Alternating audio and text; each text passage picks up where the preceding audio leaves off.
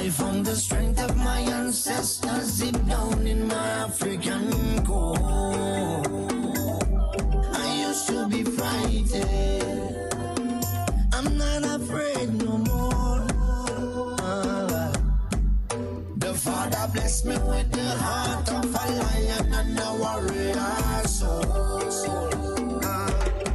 So no weapon that form against I shall not prevail. And no man that rise against I, that war they shall never win. Cause I will conquer, oh I will conquer, yes I will conquer them.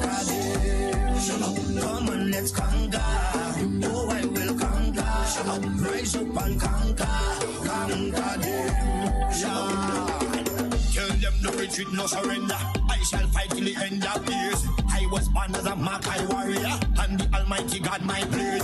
Fire burn all Satan carrier. Father loose all shackles and chain. This morning first thing as I wake up, King David turns Sam to the brain. Don't let your courage go down, keep it up. And if your heart rip up and stitch it up, don't let your faith them fall, pick it up. When my cup was empty, God fill it up. Don't take the devil contract, rip it up. And if your bad mind people to go meet it up, pass me the Congo drum and let me beat it up. God on my side, me no give it. So no weapon that form against I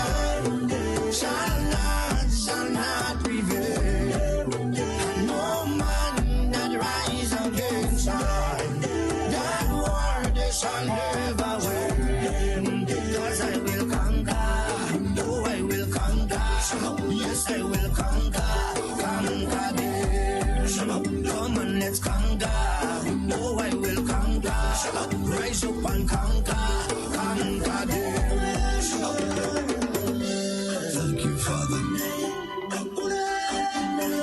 I want to say thank you, Lord. You are everything, Father. Thank you. Father, you alone shall guide me. No man shall lead my path. In the wind I hear your quiet whispers, and you heal my broken heart. Even some of my friends turn enemies, and they pray for right to feel. And remember you gave us your only begotten son, but we gave him the wound of love. Send down your warriors with the hello. They carry down to the end of days. No matter how the devil try trick me, unto you my soul I will give. Father, I know this time is coming. I can see the high tide raise. Without you there is no other. Could it be that we decide? No weapon that form against I shall not prevail. And no man that rise against I, that war they shall never win. Cause I will conquer, oh I will conquer, yes I will conquer them. Come on, let's conquer, oh I will conquer, rise up and conquer them. I am a man, I am a champion, I am a warrior. So who are you to tell me that I cannot make? Who are you to tell me that I am not the greatest thing that God ever created? Good morning, Grenada, Carriacou, and PT Martinique. You're listening to Hard Talk Grenada. A very special good morning to those of you joining us on the various radio stations, 97.5 CitysoundFM, 89.5 CRFM, 91.9 and 91.5 RealFM Radio, 92.9 Sister Round Radio broadcasting from Hillsborough, Carriacou, and of course 94.9 We Noise Radio out there in Brooklyn, New York. A very special good morning to those of you who are joining us on the live video stream, whether it's on Facebook, on YouTube, on Instagram, wherever it is that you are joining us from. Very special good morning to you. It's the 23rd day of April. The months of the year are going by so quickly. We're already approaching the 5th month in the year 2021 as it stands. This morning we do have a very, very, very packed, very busy morning for you. At some point during this morning, we're going to be branching off to GIS actually to join them for a special session where the Prime Minister, our Prime Minister, Honorable Prime Minister, will be getting his second dose of the AstraZeneca vaccination. And I believe they've already started. So we are going to transition over there, and then we'll be back because we do have Dr. George Mitchell, who will be joining us at 11 o'clock to give us some further explanation on the 8 to 10 week recommendation for the second vaccine shot. So we'll switch over to GIS at this point so we can join them as our Prime Minister gets his second dose of the AstraZeneca vaccination. Thank you, Philomena, and good morning to you all, Prime Minister. Nothing with this journey with COVID-19 has been easy. We have made tremendous sacrifices. We have had significant success. We have managed to keep COVID-19 out of our country as best as possible. And when it did enter, we were successful in isolating it and getting rid of it. COVID-19 is still wreaking havoc throughout our neighborhood and throughout the world, and in most cases getting worse.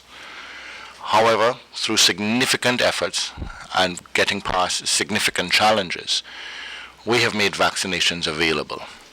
And like in any other infectious disease, the policy simply is, first and foremost, to protect or isolate your population, and then once a vaccine is available, to vaccinate your population, and then move on to life as normal. So today, I am very proud to be getting my second dose with the Prime Minister and others to begin that process of moving to life as normal, and encourage each and every one of us to do our individual civic duties to protect us all as a country and to allow us all as a nation to move forward to life as normal. We cannot maintain this status quo. We will not be able to survive the COVID threats if we are not vaccinated, and therefore I look forward to everyone complying with the vaccinations. Thank you. Thank you very much, Minister Steele. Since Grenada began its COVID-19 vaccination program, 11,000, as of yesterday's date, we provide a daily dashboard, and of yesterday, 11,799 persons have been vaccinated. Of course, that number will grow today. There is also a Vaccine Day event at St. George's University, and from reports that I've received directly from the campus, hundreds of persons are registered to receive their vaccination today. At this time, I'd like to invite Dr. Bertha Bradford to have some quick comments. Dr. Bradford? Thank you for me, Prime Minister, Ministers. Morning to viewers and listeners. Unlike Minister, I had my second shot yesterday because I was hoping to keep tomorrow's a working day for me, so in case I wasn't feeling well, I decided to take it a day in advance. But the good news is I'm here, I'm feeling well, I've had virtually no side effects. And the first dose was minimal. Now you see me here, and I'm feeling as good as any other day. And indeed, in fact, I'm told this is what the report that is coming from the second vaccination in many instances. But I just want to make two brief comments. I've been hearing a lot about rights, and I understand the rights of people in many respects. But there's a fundamental right that I think we are missing, and that is the right to life. There's a clear correlation in the countries in which there's been a rise in COVID cases, and once you get a rise in COVID cases, there's a concomitant increase in death rates. When the vaccinations have occurred, those rates have dropped tremendously. Three countries that stand out in this respect are United States, where they were getting over 3,000 deaths per day at one point, and they're down to below 1,000. UK, similarly. Israel, similarly. And as a matter of fact, Israel has been able to go further and keep people, allow people to go without mass in the community, etc. So if we want to enjoy those types of privileges, it is incumbent upon us to go out there and to get vaccinated. The other thing I would like to say is that to make an appeal, there are organizations in our country that have membership that sometimes is in the hundreds, sometimes it's in the thousands. I've not heard, I think, enough, I've felt enough the pulse of the leadership of these organizations, be from the unions, from the associations, the non-governmental bodies, the whole gamut of organizations. We need to have people in the forefront of these organizations coming out and speaking forcefully and encouraging the membership to come forward, because members understandably have been locked in with a lot of negative information. The senior membership of these organizations, they know better, and in many instances they have taken the vaccines. And therefore, I am appealing to them to come forward and play a more forceful role in getting the country vaccinated. If we get 70-80% of the country vaccinated, we know we can get back, as Minister said, we can get back to business as usual. If we don't do that, we're going to stumble. And my prediction is that come later this year or next year, because this virus is, I keep saying that, the virus isn't going anywhere. And so if we don't get vaccinated, what we will find is other countries will get fully vaccinated or significantly vaccinated. We will get outbreaks. We will become the pariahs of the worldwide community. No one will want to travel here, etc. And our whole progress will be set back. So it is really vital that people start to seek good information and come forward and get vaccinated. The vaccines are safe to a large extent, and to a full extent. The minimal, very, very rare events that have occurred, and that must be put in perspective, like 1 in a million cases. And through this region, I have not heard of, certainly in Grenada, we have not had a single case of any serious problem with the vaccine. So, folks, please come forward and take your vaccines, and let's get back to business. Thank you. Thank you very much, Dr. Bradford, for those comments this morning.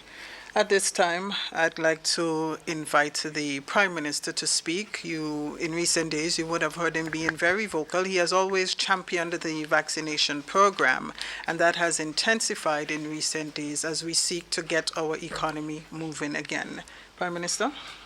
Thank you, Philo, and of course, my colleague Minister, and Dr. Bradford was chairperson of the COVID-19 subcommittee. My friends from the Ministry of Health staff and, of course, members of the media, my sisters and brothers, all. I think we have all accept the fact that this whole issue of COVID-19 has affected all of our lives. I don't think that anyone can say that their life has not been negatively impacted for about a year more. So I have a great empathy for people at all levels who are expressing frustration and are having great difficulty wondering whether, in fact, they can continue to live under the rules that we set to protect ourselves. There is a level of frustration in the country and all around the world, and particularly so among our young people, that I have a great empathy for them, having known how I grew up as a young boy in a community and what I wanted to do, and how important the social interaction that I had with my friends and family members at my age group, how much that was important for me, the playing of our games and all sorts of cultural activities that we were involved in. So I understand the frustration that I see, as I go around the country, particularly as I mentioned among the young people. But the alternative to not to keeping within those rules and adhering to the protocols can be disastrous, even far worse than what we're going through at a personal level. And I don't enjoy having to support this entire protocol. I myself feel affected by it. I spend much more time in my home today than I've ever done in my entire life. But I understand what is necessary, and I understand where we are trying to go. Now, having said all this, the fact is, if we want to get back to business as usual, if we want to have all the social interaction, because the human being is a social animal, we know this, it would mean that the only way we can safely say we can do this and get back as quickly as possible is for us to vaccinate. I mean, there's no doubt about it. What I do not, and I want to spend a minute on this, is that there is this mindset of this vaccination is something new. In our entire life, we have been vaccinated for different reasons. Some of us, when we want to go, even at Prime Minister, if I wanted to go to some parts of Africa, I had to take certain vaccination against typhoid and other things. I never complained. When we are going to school, we had to take, before we go to certain, start our schooling, we had to do it, vaccinate against polio and other things. Some universities, when we had to go to university, we had to bring in some certification of vaccination against certain things that are occurring in the society. So that is a normal process. So I can't understand why it's becoming so much a problem for some people. And especially in the context where this will help us to get back to business as usual. And so I want to emphasize over and over the absolute necessity for us to do this and to do what we have to do. And I want to underscore the point made by Dr. Braffett. The fact is, I have not heard enough of our people in leadership speaking out on this issue. For example, the business community has the impact of this on business has been pretty devastating. And the business community's leadership understand that to get back to where they were and to enjoy the level of business activities, that they must encourage their people to vaccinate. So, and I have not heard enough of the leadership, and I said so only recently. Similarly, the trade union movement has a responsibility, a moral one and otherwise, to lead in that respect. And all of the organizations at all levels, the churches generally have played a responsible role. Many of the leadership of the church community have done it, but there's still some weaknesses there also, because while the hierarchy of a particular church, religious community, would have taken strong position, sometimes members of that church in different parts of the country sometimes do their own thing. And they allow things that the leadership has not indicated that it will support. So that the necessity for us to be consistent cannot be overstated. So I feel honored to have the opportunity this morning to take my second vaccination.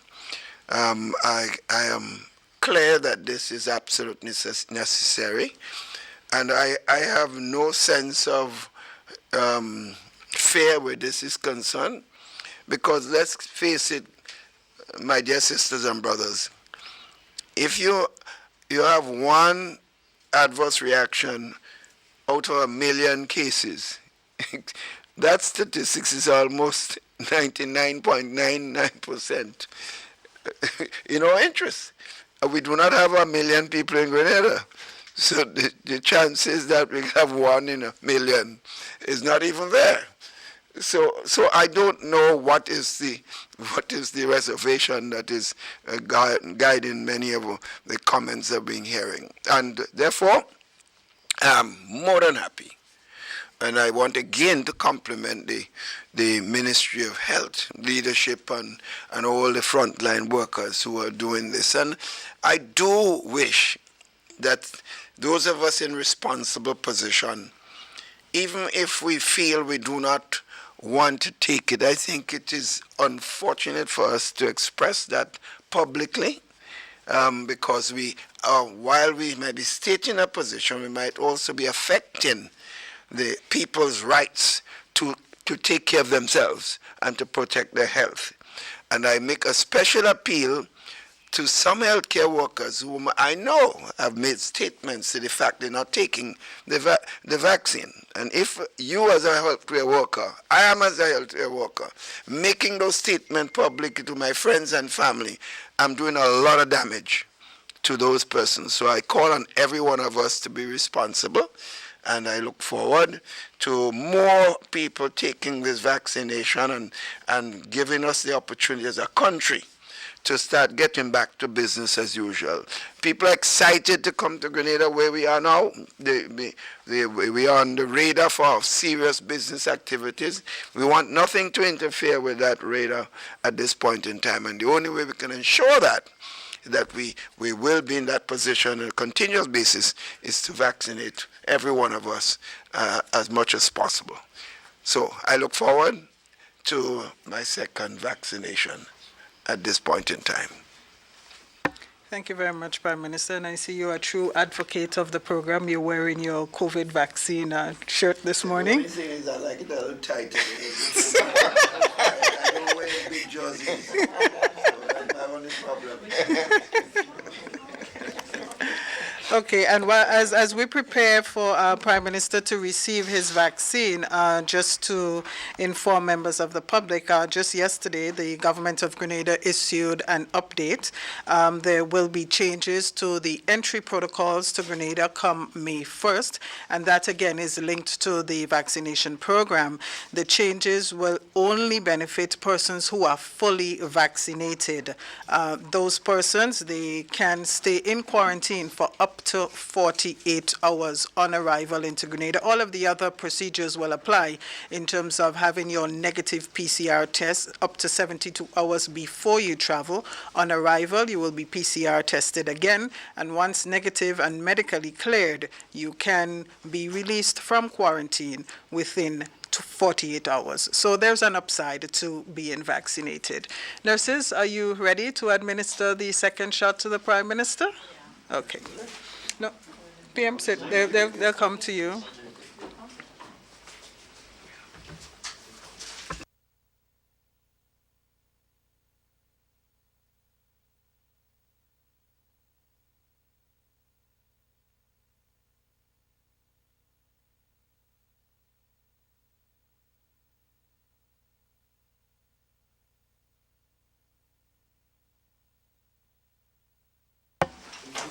So also receiving the second dose of the AstraZeneca vaccine this morning would be the Honorable Health Minister, Nicholas Steele, and we also have the Minister for Foreign Affairs, Honorable Oliver Joseph, who will receive his second dose of the AstraZeneca vaccine as well.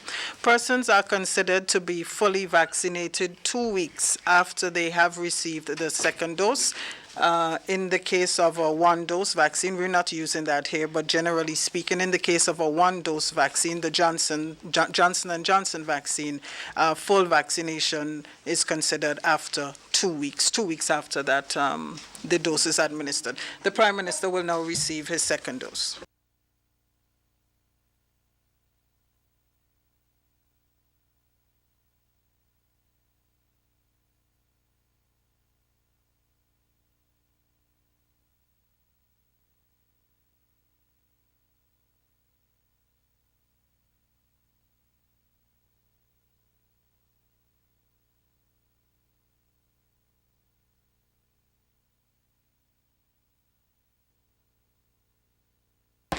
So, Prime Minister, Dr. the Right Honorable Keith Mitchell has just received the second dose of the AstraZeneca vaccine. It is the vaccine that we have been using in Grenada. We have received supplies through several of our Caribbean neighbors, and the largest shipment came through the COVAX facility. Prime Minister, any words from you now that you have received the vaccine? I haven't felt any reaction yet, so I can't tell you anything. The first one I couldn't sleep on this arm, which is normally what I like.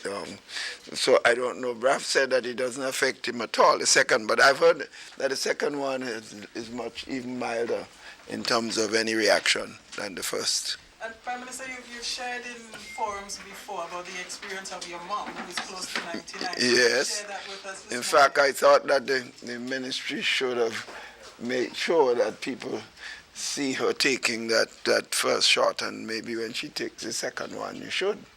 Because I think it would send the right message if a almost 99-year-old person is taking this and did not have any reaction at all. It tells you how this thing, how safe it is in a general sense. I think it's a very positive thing. Thank you very much, Prime Minister. We await the administration of the second dose of the vaccine to Health Minister Honorable Nicholas Steele. And sitting right by my side is the Foreign Minister, Honorable Oliver Joseph. He's also prepared to receive his second shot this morning.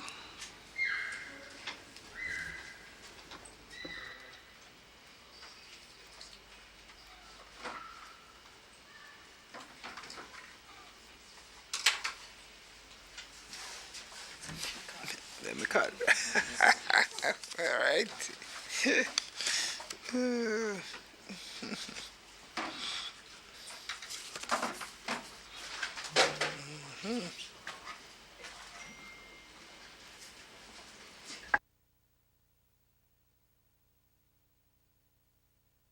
At this time, the nurses are preparing, and she's now approaching the Honorable Minister. He has indicated his right arm.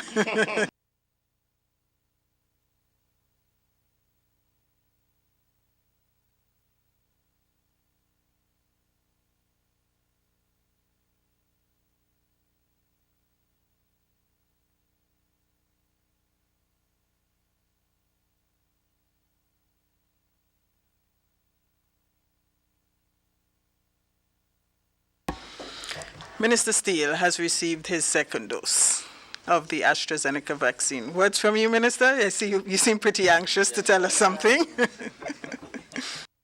Thank you, Philo, and Say a little.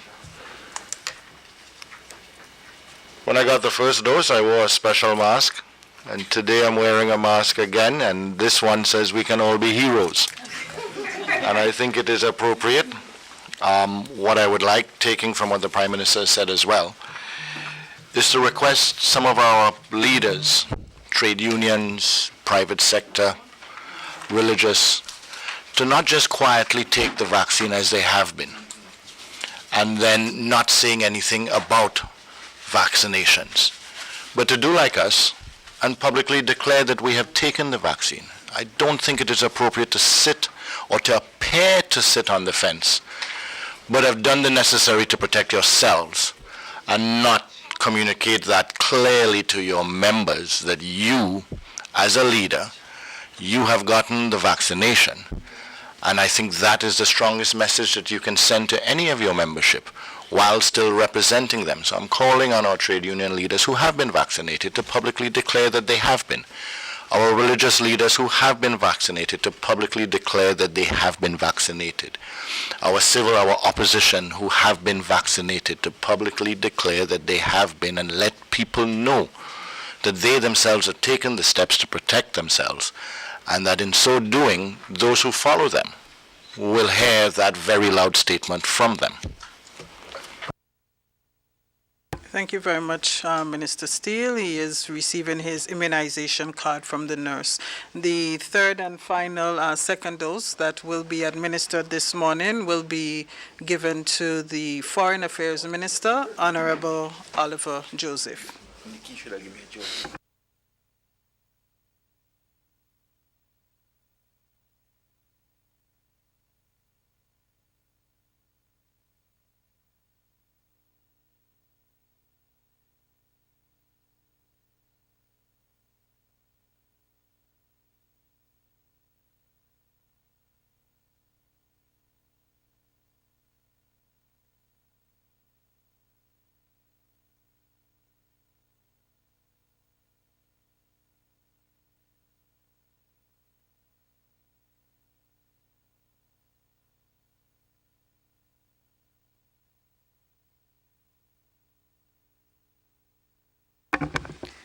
Minister Joseph has also been administered with the second dose of the AstraZeneca vaccine.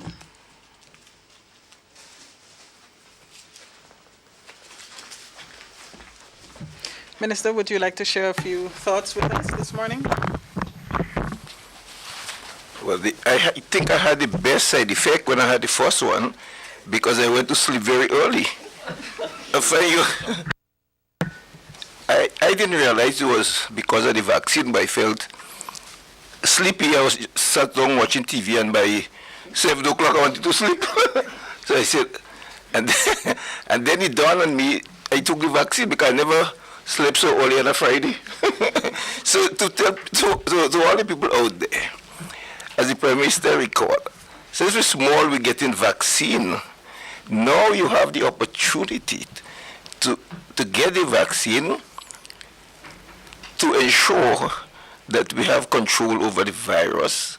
And that's only how the economy will pick up. All of us want to see tourists are coming. We want to see St. George's University reopen. We want to see business going back. We have our part to play. And all the government is saying that you have a part to play in this by taking the vaccine. That's all we're asking. You take the vaccine, the economy start moving again, everyone benefits. Because we want to see everything back to normal. So to those out there who are still doubting about taking the vaccine, I want to appeal to you to play your part and take the vaccine so that we could be back in business as soon as possible.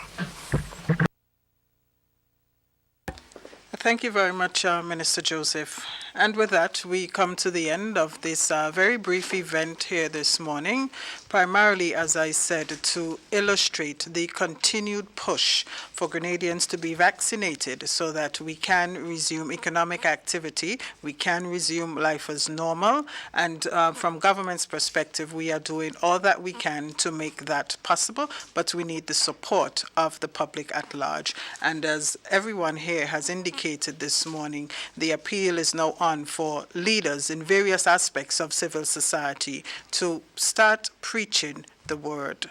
You have been vaccinated, encourage your membership, your employees, whomever it is that you come into contact with. Let's all be on the same page so that we can get back to life as normal. I am Press Secretary Philomena Robertson. Thank you so much for joining us this morning. Have a good day.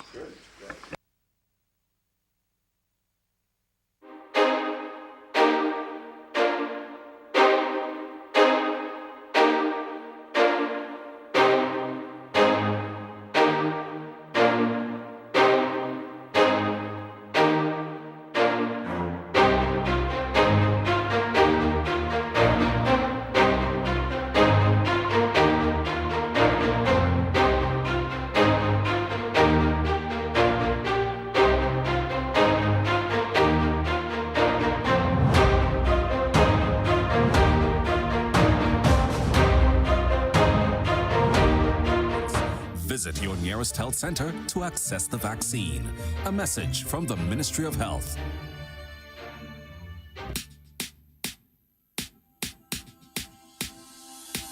Hey, are you gonna wear your mask today? You see everywhere you go, there are rules you got to follow, so don't you say COVID-19 will delay. Take the opportunity to save your community. Don't be that guy, put a mask on your face if you're heading outside. It's your life, my life, more lives we'll be taken if we don't try. If you feel any symptoms, call the hotline. Stay inside until you feel fine. 6 feet away every day. Keep COVID-19 far from away. Keep Grenada safe.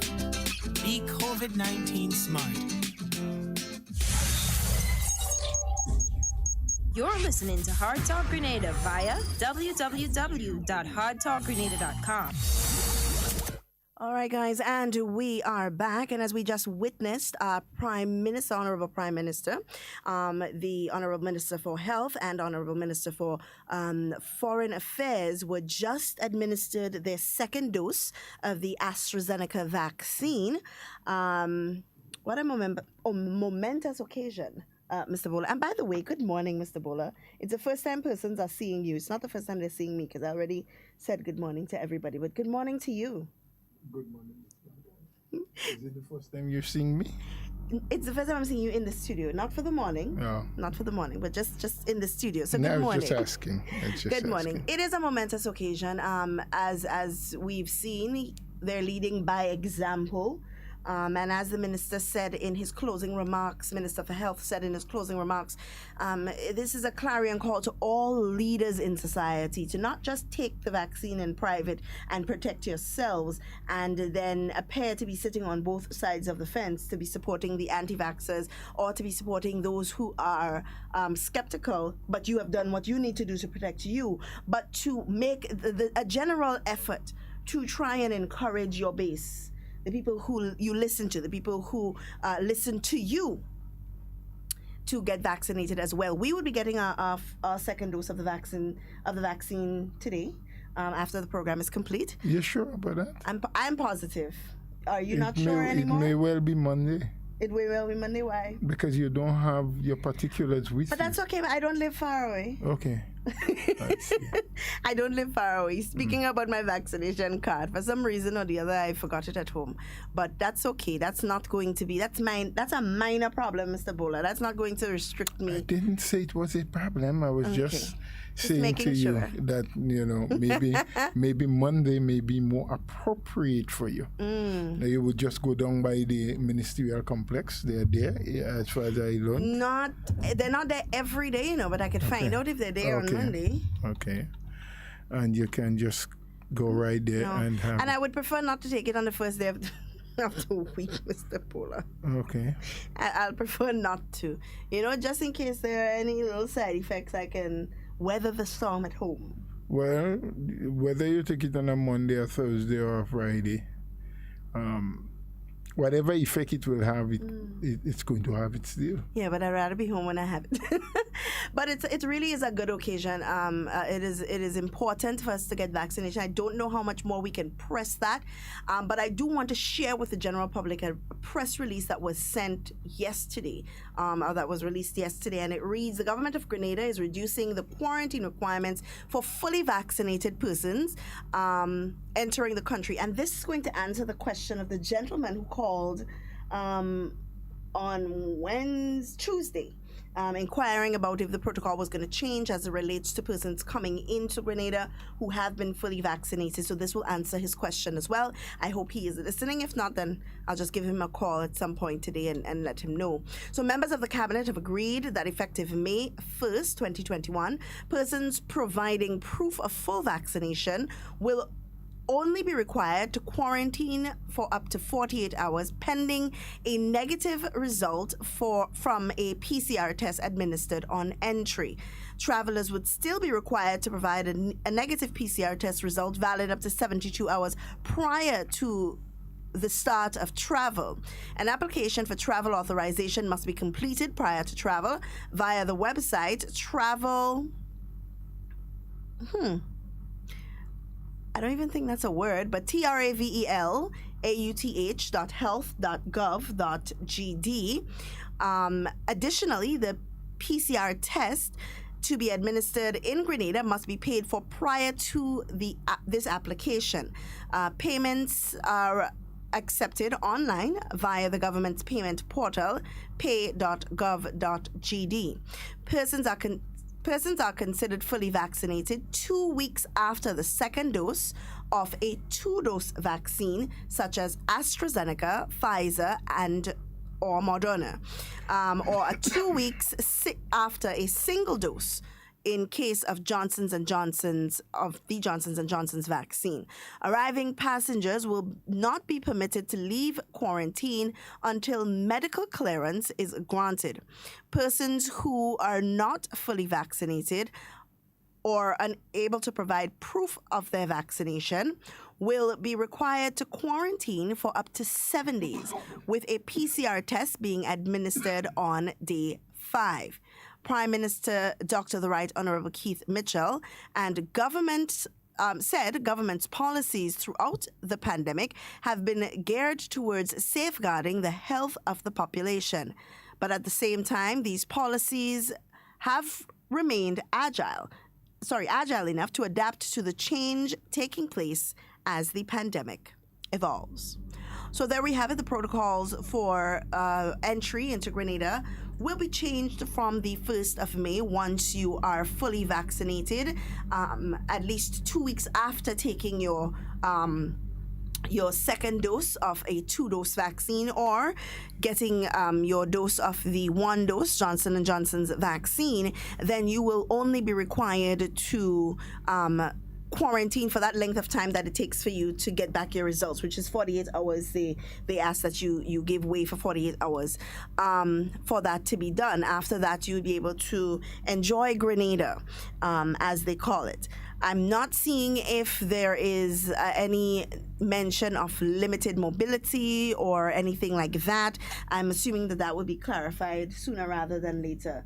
In managing, even within the time frame, where you go and so on, or even the wearing of masks and so on. That still needs to be clarified. While we know it's No. That's a given.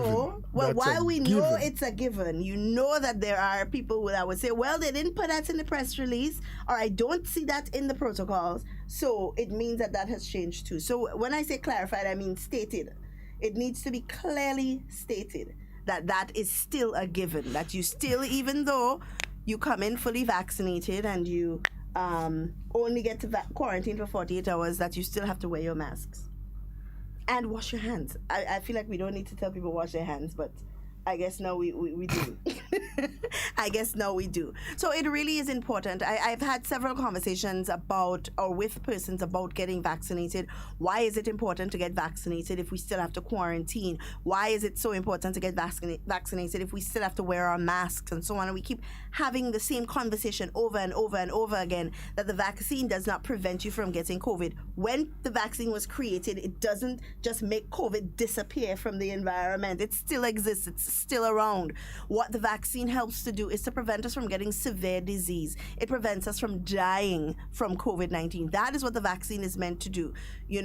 I would like to know that if COVID is in my environment and I do catch COVID, that I am not going to get severely ill and I am not going to die. I don't want to leave that up to luck and chance. I don't want to say, okay, well, you know what, I'm a healthy person. I've just had my medical checkup and I'm absolutely sure that I'm going to survive. There is no absolute surety that you are going to survive COVID. I'm sure a lot of people who died from COVID never thought they would have gotten so sick. Never thought that they would be in a place where they needed a ventilator, where they needed to be intubated. Nobody thought that. I'm quite sure. But here we are. Well, you're very realistic with what you're saying. COVID is still very prevalent. It's still reaping havoc in some parts of the world. For example, in India, in New Delhi, one of the biggest cities in India, they have contracted over 15 million people in that city has contracted the COVID. And as we speak, there are many thousands, I think 2,800 plus, that are hospitalized. Mm-hmm. And the mayor for that city is saying that they have less than 100 beds, the specified area for COVID patients, less than 100 available. And at the rate that they are getting positive cases still, and it is not the first strain, it is about the third wave or something that they're having. Right. He's very worried that the city's hospitals will be overwhelmed. Mm-hmm. And they won't be in a position, medically speaking, to deal with and to take care of the number of COVID patients that they are having. Right. So, we need as a people to take cognizance of all those things. Yes, India may be far away from Grenada, and so some of us may think, and that's true, but what we need to do is to realize that if we are not going to follow the protocols, if we are not going to take the vaccine, if we are not going to listen to the advice of the health professionals and follow through on them, there's a strong possibility that we can see a resurgence. We have done well compared to other countries. We have not been spared. We had one death. We had over 100 plus people coming down with the virus. But compare that to a lot of other countries within the region and outside of the region. When you compare, we have to say kudos to the government and the people, especially the frontline workers, the medical staff and others in Grenada. We have to say kudos to them because they have done a job that caused us now to be where we are. But we can easily lose that and get to a place that all of us then start having regrets simply by not doing the things we are supposed to do. Simply by not following the protocols, wearing our mask, washing our hands regularly, and all of those things, staying away from huge crowds, not sneezing and coughing in the face of each other, and all of those things. If we don't follow them because we believe or we feel that we are okay, man, Grenada is okay. No one is dying from that disease. We have not had many cases. We have not had people being hospitalized. So, what are we worrying about? Some of us take that approach. Some of us behave in that manner. Very easygoing, taking everything as just a walk in the park. But it's not. We really have to be concerned. We really have to understand that, listen, if we don't follow the protocols, if we don't get serious, if we don't wear our mask, if we don't wash our hands regularly, we definitely can fall back in that place. Okay, we have a call on the line. Hello, good morning. Hello, good morning. Hi, good morning. How are you? We are fine. All right. It's not a live program going on. Yes, it is a live program. You are live on air. Mr. Bula speaking? Yes, I was, but now I'm listening. Oh, you're listening? Yes. All right. Well, good to hear your voice anyway. Thank you. But I don't know. I have a concern. Mm-hmm. I met in an accident sometime in 2019, and it resulted in the loss of my leg. Mm-hmm. And I'm in a wheelchair. And over the past year, I've been told that certain things could happen, would happen, should happen. Probably I use all these different phrases, but I'm wondering what is happening because to this day, I've not seen anyone come to me as I was told that they would come and get information and whatnot to try to help me and whatnot. I have a problem. Medication.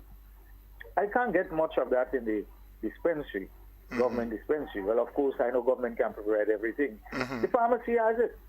I have to buy it. But at the same time, I don't have any money. I'm not working. I can't work. I'm wondering what's happening. People keep calling me and mentioning certain things, the seed program, the whatnot, etc. And, I'm very disappointed because 5 months ago, I signed a document where I could get some material to help rebuild my yard and whatnot, etc. Either through the government, through my parliamentary representative, or whatnot. But when I'm saying it, that's 5 months. And I'm not really hearing a word. I'm not seeing anyone passing, checking, trying to say, well, how you feel, how you do. Are we really a Christian people? Are we really a Christian society? I have my doubts. Have a good day, sir. Okay. I would have hoped that the person would stay online because there are many processes that has to be followed. 5 months is indeed a long time since he has done what he said he has done. My question would have been, while no one else came, did he follow up? Did he call any of the ministries? I don't have a name, I don't have a number, so I can pass it on. Or even which constituency. These are things that we would have wanted to know, but he didn't stay on for long enough. While I cannot promise that anything in particular can happen, if we get a bit more information, we can at least pass it on to the relevant authorities, because I'm not in a position to say what has happened with his information, whether it got to the people that it was supposed to, whether or not it got stuck somewhere along the line. Because we have situations like that where field workers or people in the field go out, they gather information, they have people fill forms and that form never reached the place it is supposed to reach for varying reasons. There is I can't pinpoint one specific reason. For varying reason it doesn't, or it gets to a desk for the first certification and never move on beyond that. So I'm not very sure. So if that caller can call us, so we can take a name, a constituency, a number or something, and see what we can do to help. Hi, good morning, Miss Cammy. Morning, Mr. Bola. Morning, good morning to Mr. Duncan. Good morning, Miss Cammy. Well, I know I'm listening to the program and you're talking about this vaccine, but what concerned me so much in Grenada, Mr. Bola, is the big men. I want you all to, be serious with doing something about the big men that is troubling little children. I heard on the news last week where the police gave out a report that men that interfere with children 4 years and 7 years and 8 years. Mr. Bola, as a grandmother and a concerned citizen of this country, Mr. Bola, I think those in authority must do something more serious with these men. These men must not interfere with children. Mr. Bola, if they hold you with some marijuana, Mr. Bola, they putting it up on all newspapers. They put it up on all media houses. They could see who they hold with cocaine. You could see who they call with marijuana. When a man, big back, hard back man in Grenada, trouble a child, 3 years and 4 years and 8 years, they must put the picture on the radio and the television. Let people see who that troubling children. Yes. They're protecting these men and them. They're troubling young boys and young girls. And these men don't want big woman. They men, they're praising a little children. They're saying they want young Bill. Mr. Bola is not right. No, it's that not is right. why you see a lot of us going through certain things in this country because of the evilness and the wickedness they're doing to children. You is a host and a program. You almost have a program about this thing. So people call in and give their views and then they take it from there and put some stiff penalty on these men. Yeah. They're destroying the young children. They're destroying these children, Mr. Bola. And that is a burning issue, and I don't feel hurt. Okay. Because I have grandchildren, and if anybody in Grenada interpret my granddaughter, I'm going in the jail and sit down. I going in the jail and sit down. They don't commit yourself. Big people, I know big women that they could attack and ask them for girlfriend and boyfriend, and they have the man in the house. Mr. Bola, they have the woman in the house. Yes. And I want all to take up that serious. Okay. More serious than the COVID injection Serious I'm than talking about. I like that, Miss Cammy. We hear you. We hear you. We hear you. Have a good day, Grenada. Thank you, Miss Cammy. Of course, these are important issues. These are issues that we have had discussions on before. These are issues that we have had one-on-one discussion. As a matter of fact, both you and I, it's more than a year ago, 2 years in fact, since we've started doing research and gathering some of the statistics. We went to the police and all that as it relates to the whole issue of sexual abuse, the abuse of young children, and so on. Yeah. So. All right, we have a call on the line. Hello, good morning. Hi, good morning. Good morning, Dr. Mitchell. How are you? I'm doing well. How are you? I am fine. I think you should clarify to say Dr. George Mitchell. Because there are so many Dr. Mitchells in Grenada, I don't want people to mistake one for the other. Good morning, Dr. Mitchell, sir. Good morning, Senator Bola, Minister Bola.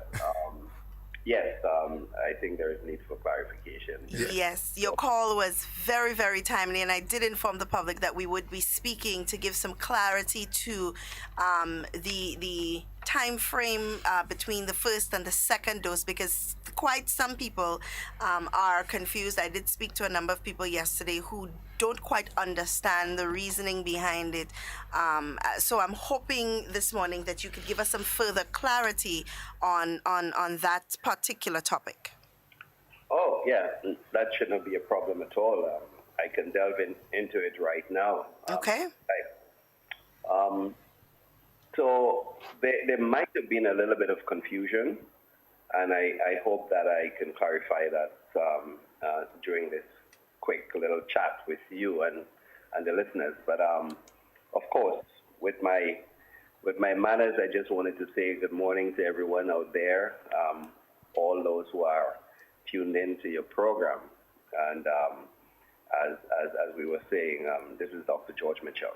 Okay. So, Yes. yeah. So the issue with the vaccine is that in terms of the dates between first and second dose, when the vaccines just came out, the manufacturers basically recommended that the second dose should be taken 6 weeks thereabout after the first dose. However, what happened, and we have said time and time again that we're going to be guided by the best evidence out there.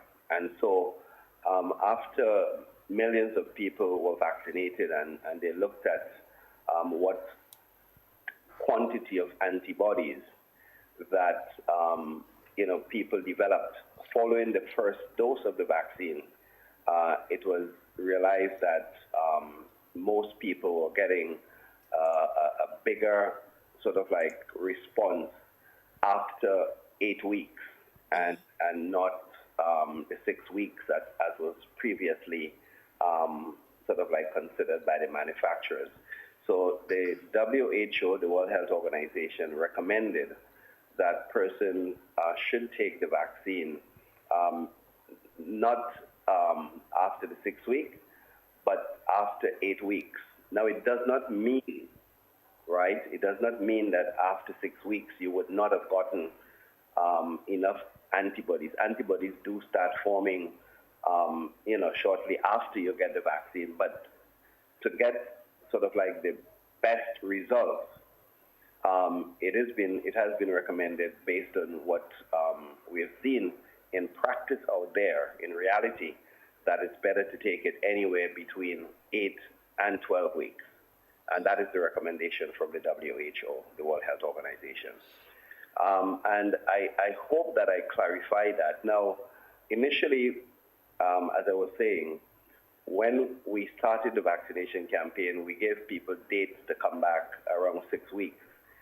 So if you came back now after 6 weeks and the health team says to you, hold on for a further 2 weeks, it is in that context so that you can benefit or receive the most benefit from taking the vaccine. So it was not as though we were sending people away and not giving people vaccine, but it was just to maximize the benefit from the first dose.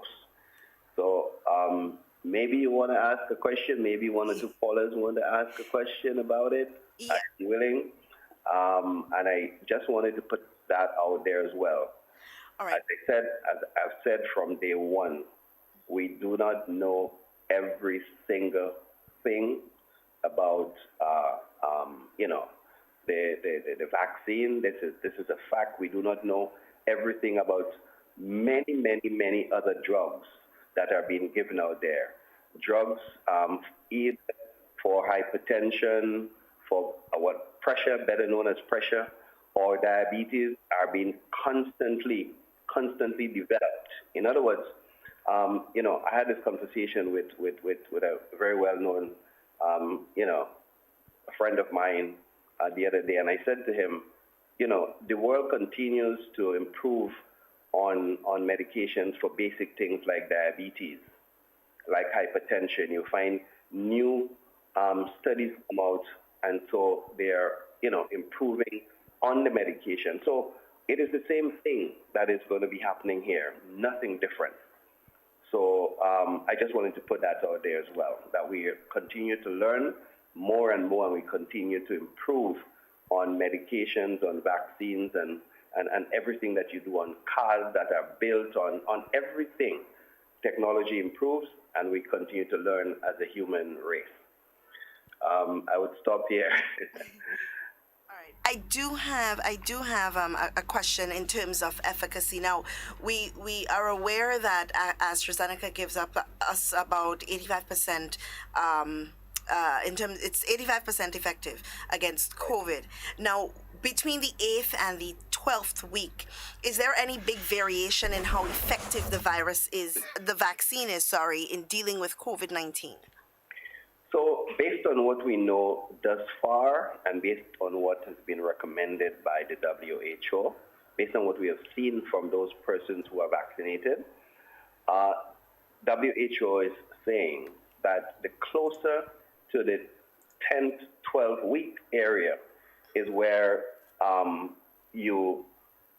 what has been demonstrated so far is that when you get the best efficacy, the best boost.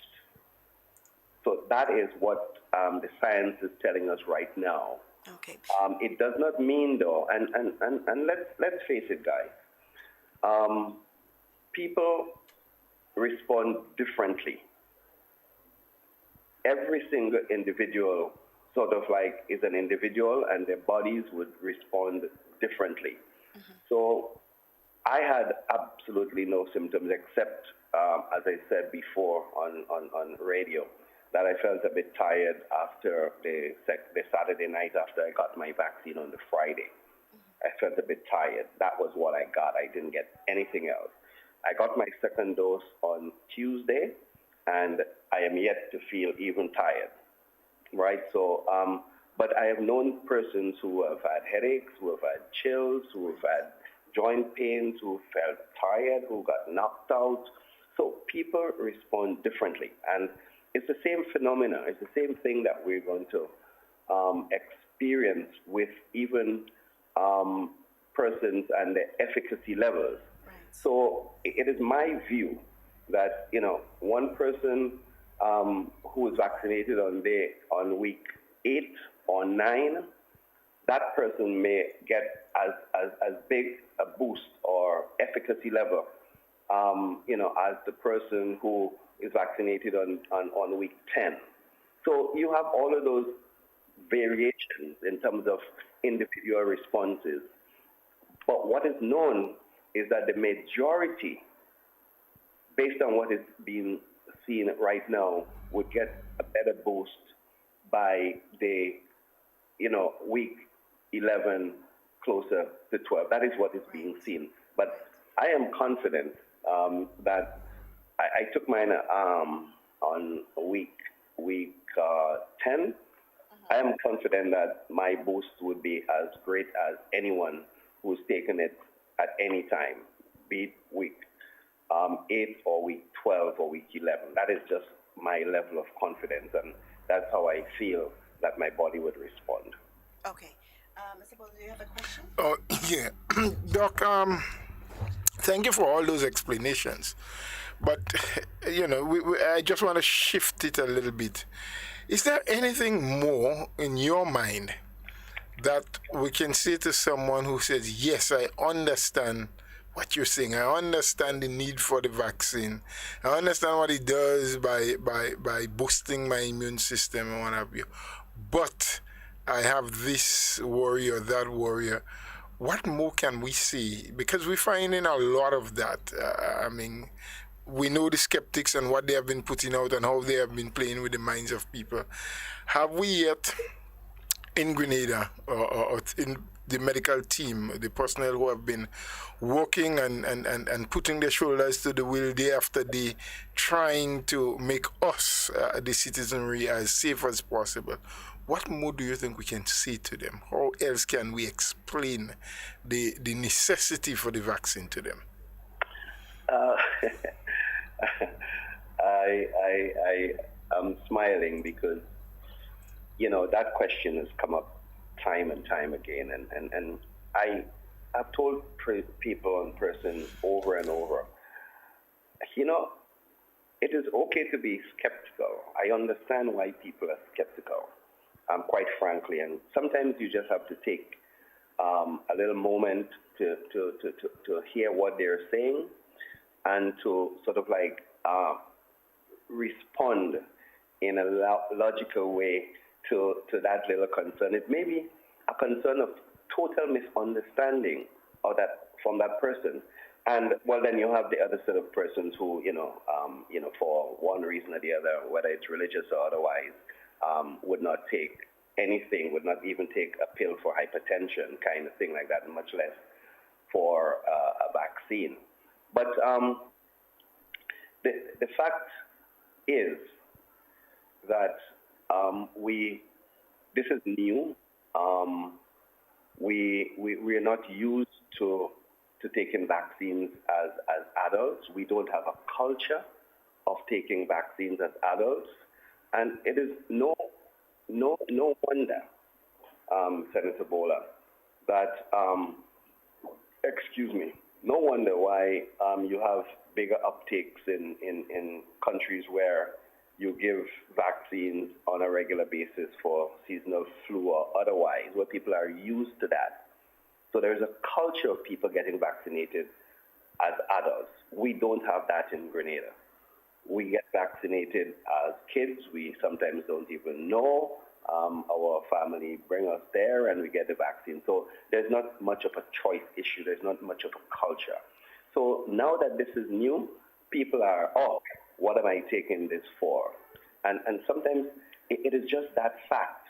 And if you listen to them and you explain to them on a not always on one basis in little groups where they can air those little concerns, you find that people do, take a different view of receiving the vaccine.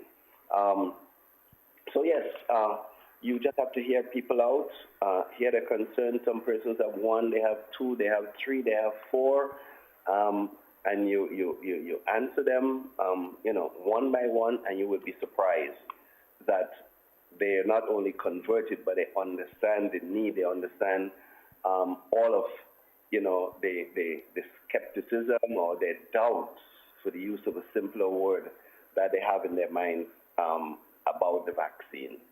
And, what else could I say? It is something new. It is something that there are many theories out there about, but we just have to sort of like be patient and, explain to persons, even though it means on a one-by-one basis, explaining their concerns to them.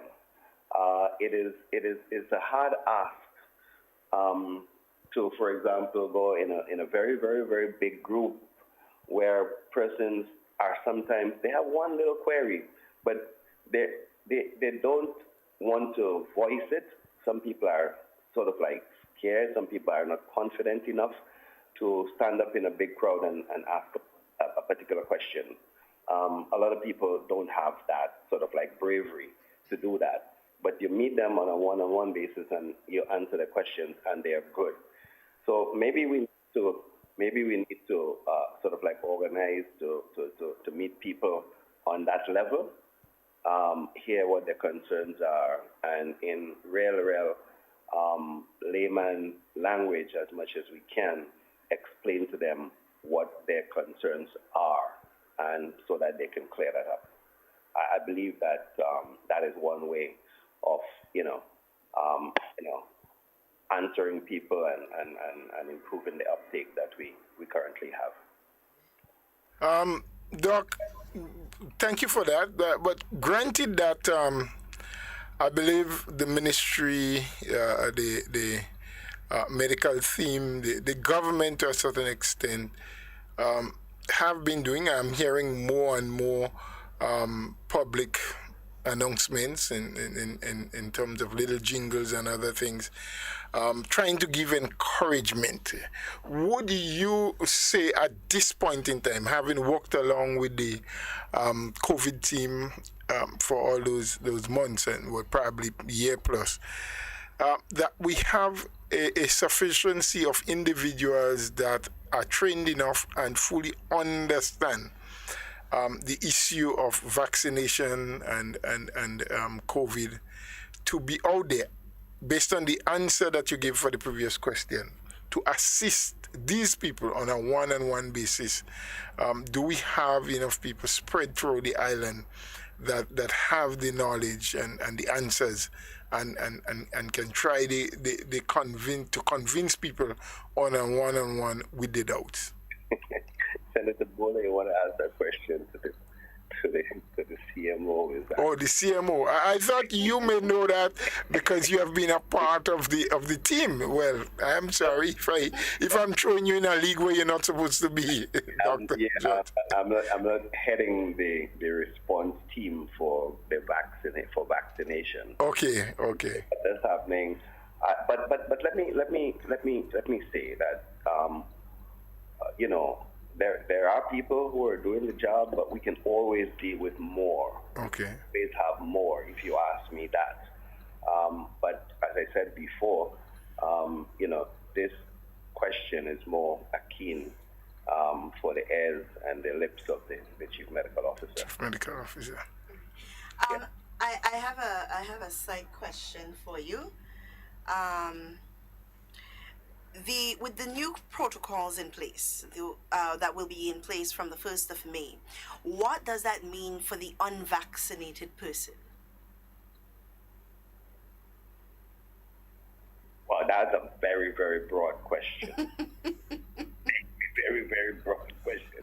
In terms of what?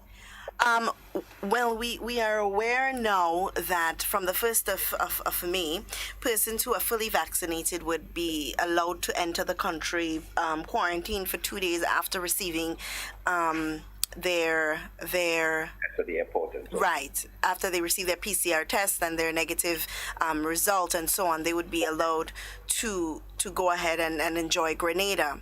Now, from what we understand from the vaccine, yes, it does not prevent you from getting sick, but it also doesn't prevent you from carrying the virus. Now, are we confident enough that it does not carry enough viral load that this can possibly mean that persons who are unvaccinated are at risk?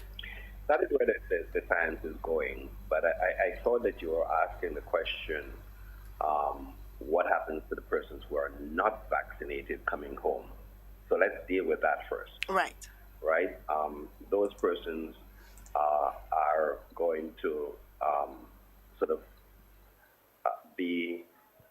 follow the original protocol, the protocols that have been set already. In other words, they are going to come land on the airport, of course, or wherever else, and would be required to do quarantine for the 7 days being tested on day 5.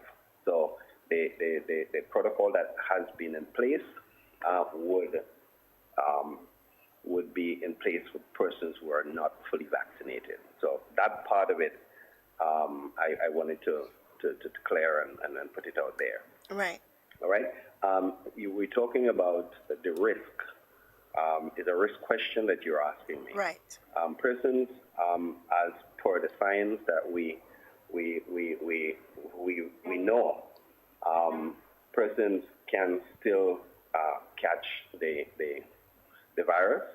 You know, and I like to draw examples because I think it takes us right there. You know, there are many variants of common cold out there, etc., right? But if your immune system is boosted to the extent that it does not do you much at all, right? So yes, you'll be exposed to it, you might catch it, but your body sort of like warns it off. It fights it off within little or no time. So you really don't get sick, and that is my understanding. Right. Of the virus. And if you're not sick enough, then how do you have enough viral load to transmit it? Right. So yes, you can catch it, right? But my understanding of the science is that you can catch it, but you have to have a particular viral load to be able to infect somebody else. And if your body is able to fight off when you catch it, then the chances of giving someone else who's not vaccinated is less, is a lot less. Okay. And that is the science by which the new protocol regarding being vaccinated and doing 48 hours is based on. Okay. Let's not forget as well, let's not forget that those persons, thus far, who are fully vaccinated, they still are required to do a 3-day PCR within 3 days of coming, Right. So the risk is really small. Okay. You're fully vaccinated, one, you're having a negative PCR test within 3 days of coming here, and when you come here, you're still having a PCR test. And that is for someone who is fully vaccinated as well. Right. So there is nothing in the world that's been risk-free, but minimizing the risk as much as possible is what this new protocol is trying to achieve. All right.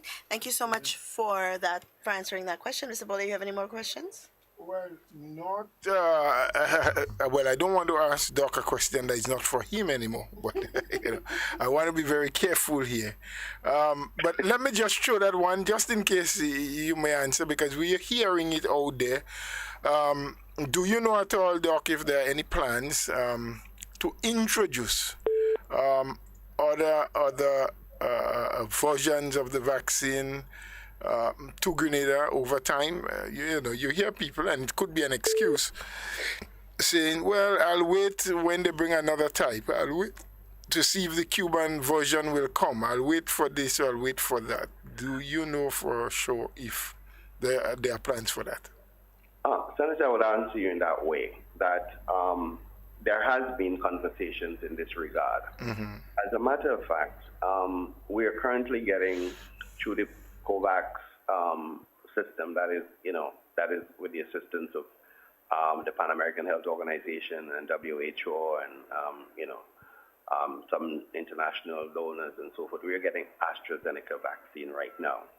All right, but AstraZeneca vaccine may not always be available. Remember, there is this big tussle in Europe about the vaccine, and so it may not always be available as it is right now. And so more vaccines, as they become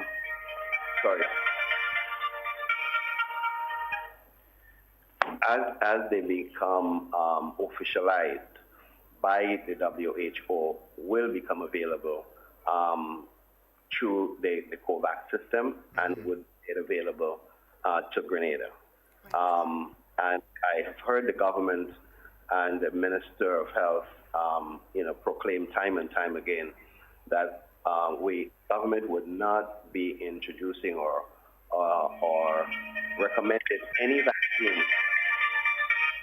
vaccine, that is not sort of passed, not officially sanctioned by the WHO.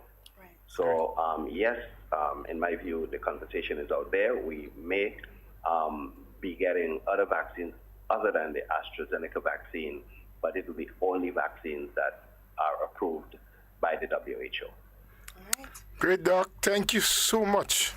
We appreciate your call. We hope that whatever you have said here this morning may alleviate some of the fears that some people have in their mind, and has brought up closer and better understanding about the issue of waiting 6 weeks, 8 weeks, or 10 weeks before you take your second dose. And Senator, let me just add here that people are just trying to shift the goalpost every time. It was in the beginning. You remember it said that after you take the vaccine, you're going to grow 2 tongues and 5 hairs. And Yeah. So now the latest is that I'm hearing that it is not going to happen as soon as you take the vaccine. It's going to happen like months down the road. Because of course nothing has happened to persons who have taken the vaccine. What has happened is what we have said would happen, what the manufacturers have said, that some people are going to get a little headache, fever, nothing that is unlikely to a vaccine, the normal symptoms. So They haven't seen any persons growing extra foot and nose and so on. So they're kicking the bucket down the road. Down the road, yes. Yes. So, I want to encourage persons to, to get vaccinated. No one is pushing that down anybody's shoulder, as far as I understand. But I highly recommend that, persons protect themselves and their families. Thank you. Thank you. All right, Thank you thank very you for much. taking the time to speak with us. All right, bye-bye. All right, bye-bye.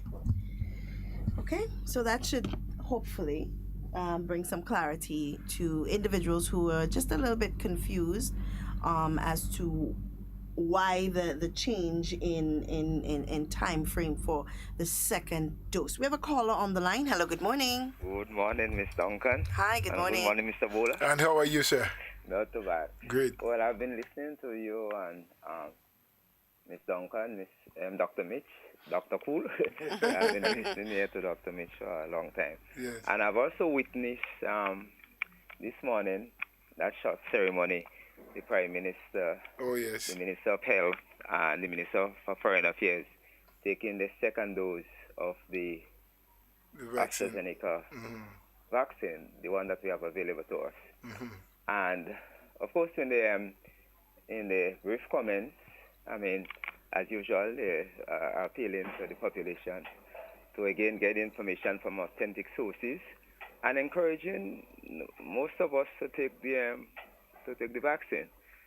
Because people make all kind of argument. You would hear the argument about they saying on the one hand that it is not compulsory, but at the same time we are saying that we strongly encourage. So, and I heard a host this morning on another station, GVM, and well, I don't know what you're trying to convey, but if you say, okay, it's not compulsory, but I strongly urge to encourage, I mean, I don't have a problem with that kind of language.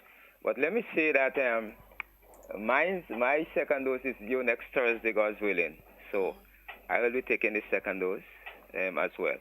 But Mr. Bola and Ms. Duncan, there is something that I wanted to raise.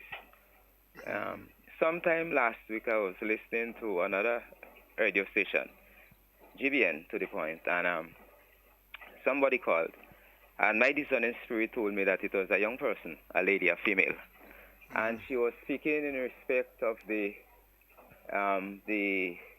juvenile home in Bacolet, in St. David's, and she was saying a lot of bad things, a lot of and what she was saying, I tried to get onto the program, but somehow I just cannot get through to this program at all. Every time I try, and then when I send my written messages, somehow I don't hear it being read. So she was claiming that when the inmates coming from that institution, they are worse off than when they got in, and that she was speaking from personal experience. So I wanted to ask her 3 questions. Maybe whether she worked there, or whether she was an inmate, or whether somebody close to her was an inmate, because she was saying a lot of negative things. But what got to me was when she said that members or officials from that institution or the government, they go into people's home and capturing young people and bring them to that home. and I strongly sense, and I'm old enough and not making a boast of it, experienced enough to know, because I wanted to also say to her if I'd got through voicemail on the radio to tell her that, but young lady, I've heard you, and I would be disappointed if there is no program in the home at the institution to rehabilitate young people. But I sense that she has a problem. In her voice alone, I could see that the young lady has a problem. And this young lady needs help, And she was saying a lot of negative things. However, today is what? Today is Friday. Yes. I think it was Wednesday, there about Wednesday afternoon, on another GBM program with Joseph Cado was interviewing a gentleman, I think it was Mr. Ed, from the Ministry of Social Development connected with the juvenile home as well. Yeah. And the gentleman gave a completely different story. And I believe what he said, I believe him because he's in a position to speak, because he's attached to the home, he works for the ministry, and he's attached to the institution. So, I'm saying all this to say, I don't know why we continue to engage in misinformation and disinformation. And sometimes we think when we do this thing, we're hurting because we intend to hurt maybe Prime Minister Mitchell or other ministers of government or the government, his government. I mean, come on. We ought to do better than this. You know, so she spread all this misinformation and so because I was just saying to myself, some of the things she was saying couldn't be true. I mean, if that's happening, then as she was saying, they could as well lead people at the home. But I never believed what she said.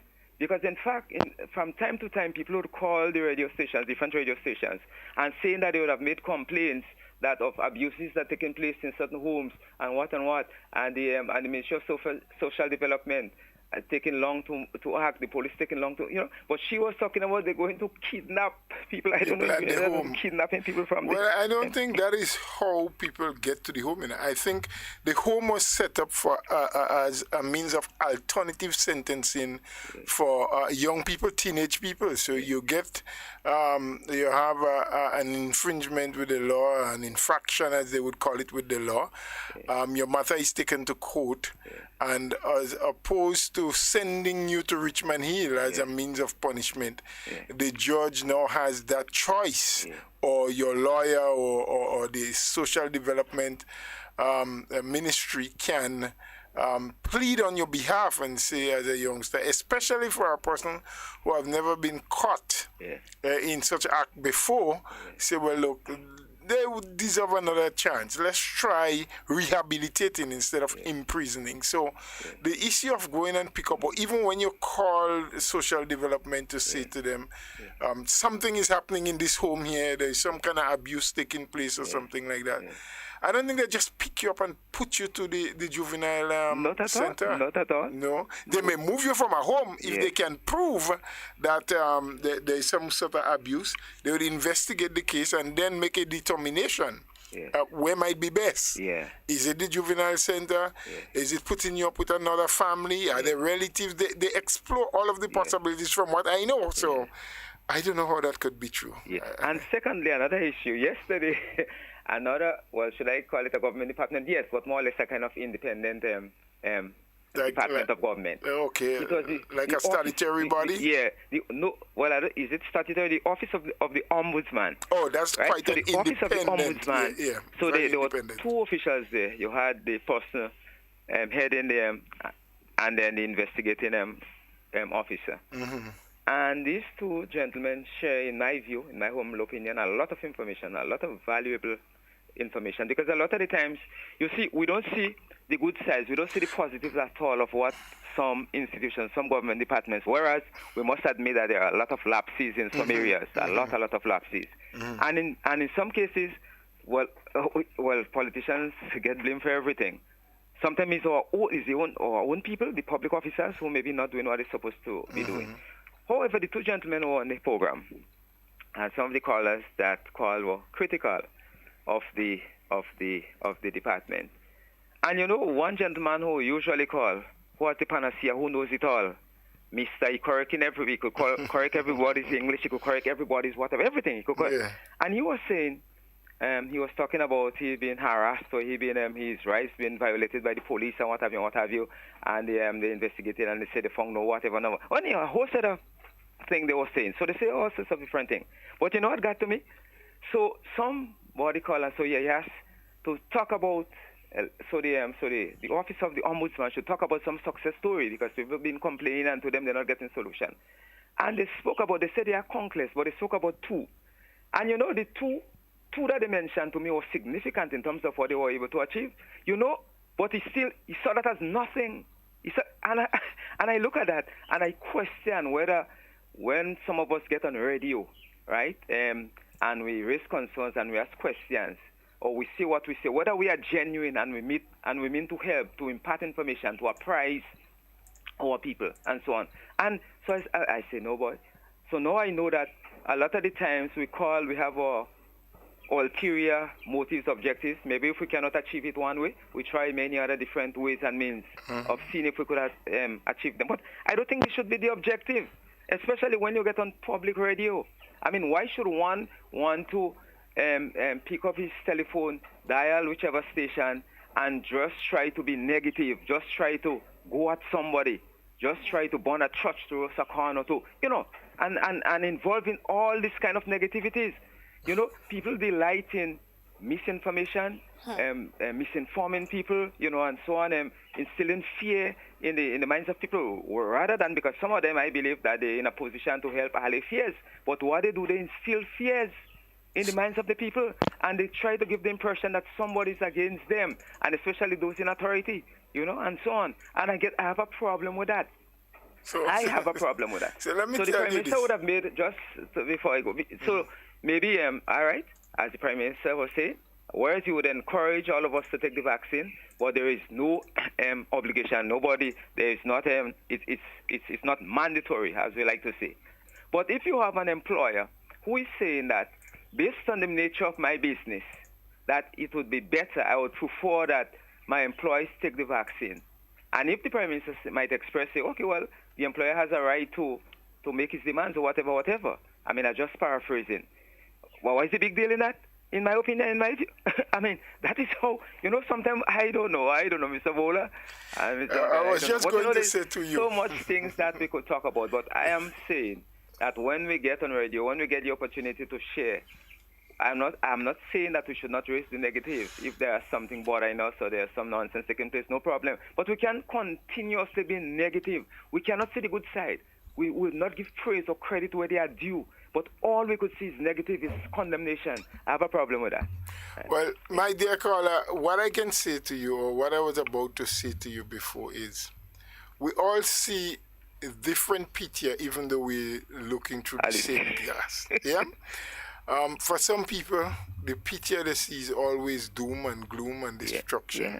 Because I guess that's what they focused in for. That's what the eyes are searching for. Yeah. So that's all they can see. But there are too many Cassandras in our society. Right. I mean, there are too many Cassandras. Come on. There are others who see the good out of every bad situation. As someone say, sometimes we overly focus on the storm in the opportunity as opposed to focusing on the opportunities that the storm will create for us. Yeah, but too many times we use a sledgehammer to crack a nut. We do all that we can use that analogy as well. So I understand how you feel, but we have to always remember that we live in a society where people aims and objectives I differ. am fully aware of that people have their right to their views and opinions. And I usually say, I respect your right, not necessarily your views or your opinion, but your right to your views and your opinion. Good. And I have a right to agree or disagree with the views that you put forward. Yeah? And so we respect each other. I do agree with you that sometimes it sounds overly contaminating with the amount of just years after years after years, and the very same people who are doing it, they depend totally on the hand of government and what government is providing for their own survival. The particular gentleman that you spoke about that corrects everybody, does everything, knows all that is right and wrong.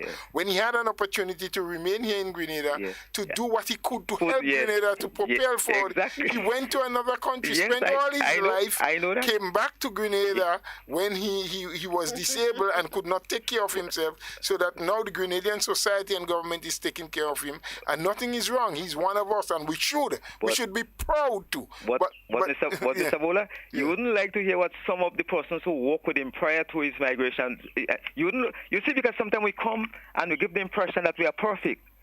Exactly. We give the impression that we are perfect. No, but we know a lot of the stories. The point I'm making is the way in which he can contribute to society now is only to criticize. But how does that contribute? I mean, is that a contribution? Well, that's what he thinks. He and it's good. We have to accept that it's good when we have people who can point out our weaknesses to us. Because sometimes in our endeavors to try to provide and to do more for people and to put people on the right path and put people first, sometimes we gloss over the mistakes that we make, not recognizing how they themselves, the mistakes and the missteps that we do can affect the final result. So it's good when you have people who can point it out to you. But it's the manner in which they do it sometimes, as though they have always been perfect all the days of their life. Never made a mistake. Never did anything that was... But Mr. Bola, I have to come in here. So that should have given us an opportunity to have a different approach. So he should be singing he really should be singing a different song. He should be singing a different song. Maybe he should be singing a different song. You know? Anyhow, Mr. Bola, I mean, I trust your analysis, and Mr. Duncan, I mean, you are doing a fine job. I like to how you all dissect things. We try. And how you all share, in part, you know, apprise us, you know, and just continue the good work, you know. Well, thank you, and I will encourage you as much as you possibly can. Continue to spread the good news. We have enough people spreading bad, false, and indifferent news. So we need some more to spread what is good to balance off. Yes. Okay. Thank you. Have a good day and a wonderful weekend. The same to you. All right. Beautiful. All right. And time is, of course, upon us at this time. But Mr. Bola, we just want to, as we continue to encourage persons of the importance of getting vaccinated. As the good doctor said, there is always a risk in everything that we do, you know, but you just have to weigh the benefits of whatever it is you choose to do against the current situation that you are in. You know, it's just as someone with diabetes would choose not to take whatever drug they use to control the sugar. They decide, okay, well, I'm going to just change my diet and eat healthy. I'm not going to take the drug. That is entirely up to you, but it's still a risk. It may work for you or it may not work for you. In the same way, you have to weigh your risks. We have two comments that I want to read quickly, but we also have a call coming in on the overseas line. So we'll take the call first and then we'll read the comments. Hello, good morning. Good morning. Hi, good morning. This is the gentleman from, well, I don't know if I'm gentle, but this is the man from Brooklyn. Hello, how are you? And I have a quick, good morning, Mr. Bowler, good morning, Mr. Duncan. A quick question just came up. Go right ahead with it. About vaccinated persons. It says the 2-day potential quarantine for fully vaccinated persons, must that be done in a government-approved hotel, or can it be done privately? If the person is fully vaccinated and has a 3-day-old PCR test, if you don't know the information, I wish you would look into it. And we listen every day, so maybe you can, pass that on. Wonderful. Well, okay, we're not sure. Yeah. Thank you. We're not sure, honestly. That question did come to my mind, but there was also another question as it relates to fully vaccinated persons traveling with children. What the protocol would be. And as time goes by, I'm assuming a more in-depth look at what the protocol itself will be. Step by step would be sent out. But as for now, what has been sent out in the release is what we really know.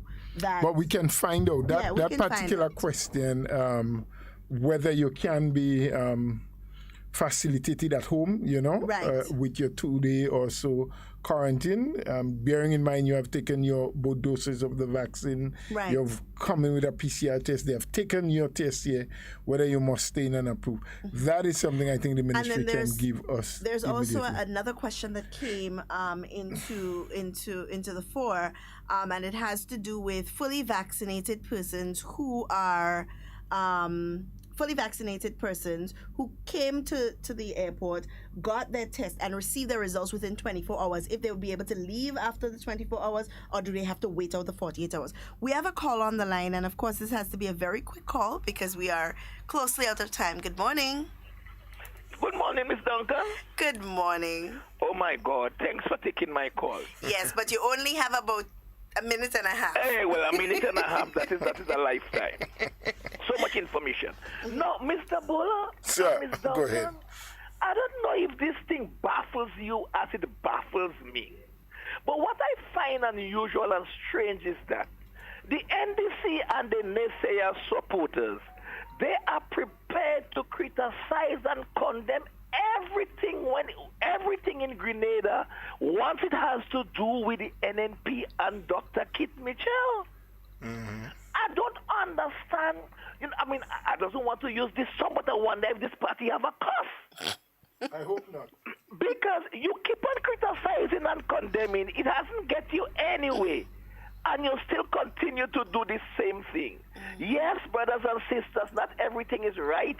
Grenada, we have a lot of things to get to put in order. But at the same time, that does not tell us we have to change the government. Why would we change the government, Mr. Bowler, and put it in the hands of a group of people that had 5 different leaders in 6 years? That alone tells you the level of internal instability that exists within this organization. And they could jump high, they could jump low, but they cannot stamp the NNP show. Have a pleasant weekend. Well, we thank you. You always have a very poetic end, but so correct in that, as we said with the previous caller, some people just cannot, or 2 callers before, see the good in anything. They never focus on the opportunities the storm will create. Only the storms in the opportunities is what they can highlight. And that caller is so correct. They had the naysayers. They had an opportunity at one time. The Grenadian public gave them an opportunity. And they didn't improve on anything. As a matter of fact, they made life a living hell for us here in Grenada. Yeah. So, friends, we do really hope that with all of the information we gave, there was something that touched you in some spot, especially as it relates to vaccination. See it for what it is, the importance of it, the fact that health-wise you will be protected, your family can be protected, your body will develop greater stamina, and your antibodies will be strengthened to fight the virus, which is still very prevalent, as we have been saying, very much out there, still affecting a lot of people the world over. We have been fortunate in Grenada to be spared the true wrath of COVID-19, but we cannot take everything for granted. We cannot take too many chances. So let's do what we have to do. Let's bring back the economic activities. Let's make sure that our people can get back to work. Let's make sure that parents can earn once more to be able to take care of their younger ones, to send their children to school, to take care of their senior people at home. And the way to do that, and the way to make sure that it happens, the way to ensure that economic activity is poured on again in Grenada is by we all taking the vaccine. It does no harm to us. Over 1 billion people worldwide have taken the vaccination already. Not a thing has happened to anyone thus far. Let's use the opportunity we have. Let's think about it. You have a weekend, if you have not done it yet, to think. I don't know, Ms. Duncan, if the ministry is out anyway this weekend. I know last weekend they were in St. Andrews, St. Patrick's, last Saturday in particular, Tivoli and La Poterie later on the day. They went to, it's not Snell Hall, it's Shantimel Samaritan area. I don't know. Can you just check to see if there's anything up for this weekend? But wherever they are, if not this weekend, during next week, take the opportunity. Take your friend, take the family members, go get vaxxed. It is our best chance to return to some semblance of normalcy. It's our best chance to bring back economic activity.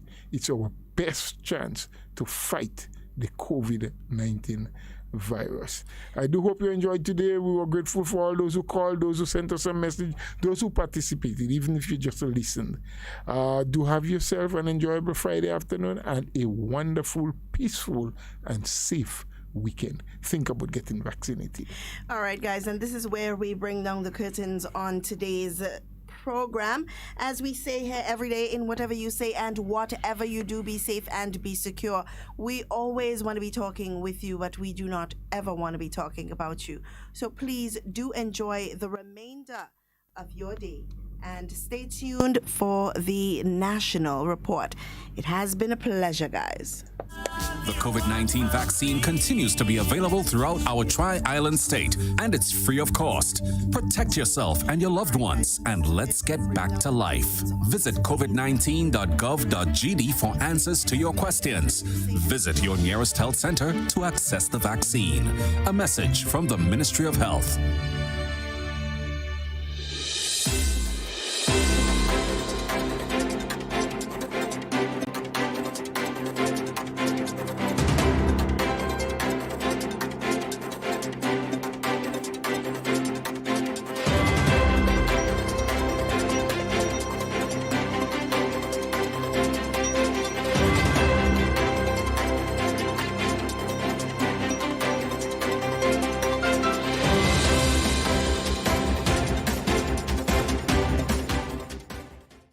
Ministry of Education's TVET policy review paves the way for a more competent and skilled workforce. We'll have details to this story and more in the national report.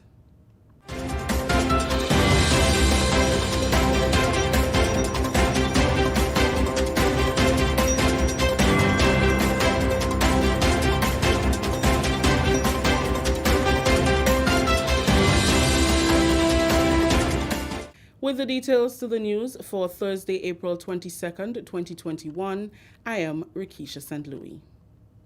Grenada moves ahead with plans to develop a national technical and vocational education and training policy following the handover on Thursday of the TVET Policy Review Report. The report will guide the planning and implementation of the training program in Grenada to foster workforce competence and development. The Ministry of Education received support from the Grenada National Training Agency and UNESCO to develop the policy review. Education and Human Resource Development Minister Honorable Emmeline Pear underscored the importance of creating an environment that guarantees greater investment in the enhancement of human resource capacity and skills development from a tender age to adulthood. According to Minister Pear, the policy report has paved the way for the establishment of centers of excellence at 2 secondary schools in the first instance, the St. Andrews Anglican Secondary and Westerhall Secondary. We are moving aggressively, and PS is on that, to establish centers of excellence, not just for the secondary school students, but I'm sure you've heard me say this. It is a waste of our resources to close schools at 2:30. And I believe that is where we need to get our TVET program into the communities. And so we've already established arrangement with 2 secondary schools that are going to be the pilot of that initiative for a lifelong learning program with TVET. Permanent Secretary in the Ministry of Education, Norman Gilbert, explained that the ministry will be working towards restructuring existing programs at the island's lone tertiary institution, T.A. Marichaud Community College, to address the need for better delivery of higher level education. T.A. Marichaud Community College is currently going through a restructuring process, and definitely one of the areas that is going to be considered is the program delivery. And the delivery of program at TAMCC should not necessarily focus on level 1s and level 2s. I believe that could be done at another level, whether it should be secondary or some of our private providers. But that when a person goes to TAMCC, it should be really a tertiary higher level education, and that we expect that they should be delivering as you are requiring levels 3 and 4 and 5 for that matter. So we would have had some discussion with TAMCC on that, but we also needed to look at TAMCC's accreditation generally, because there are some concerns there as well in terms of its general program delivery.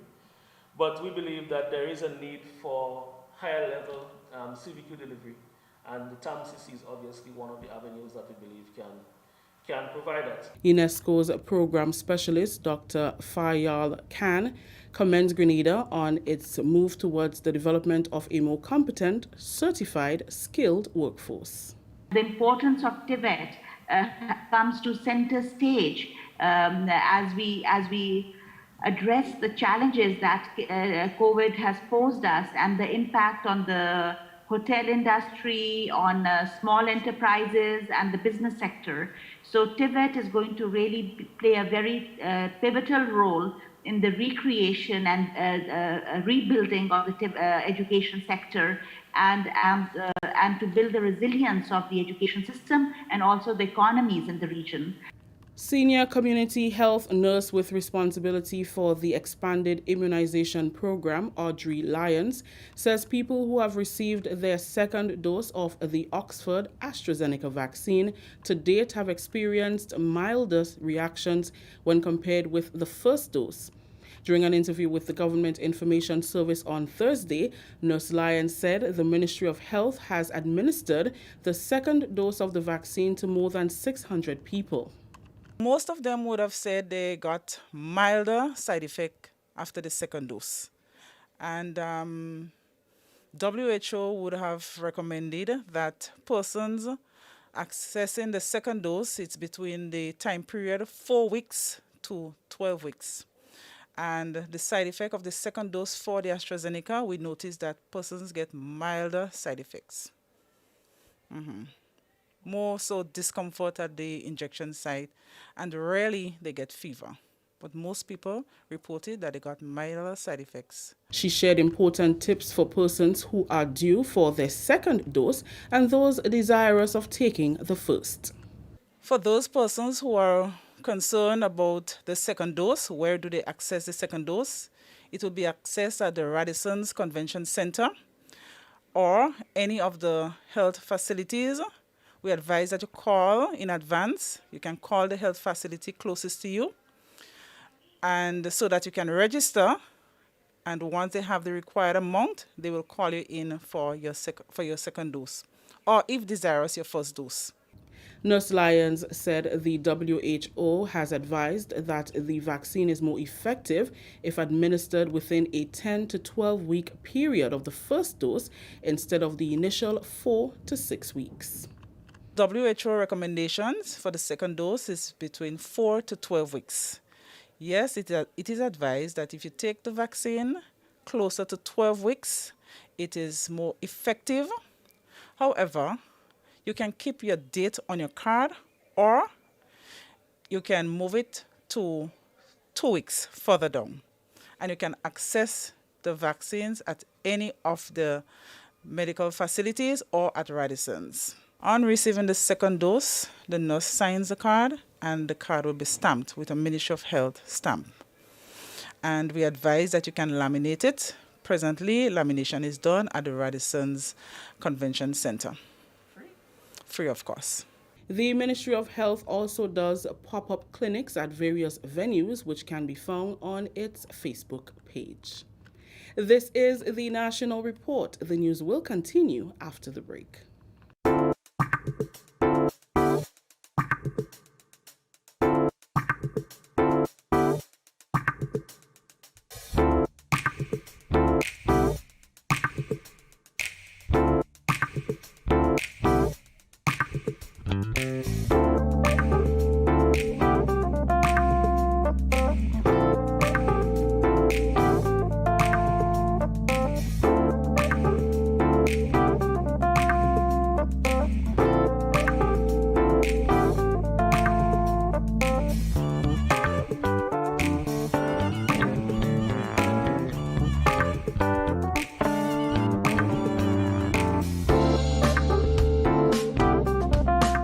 Welcome back.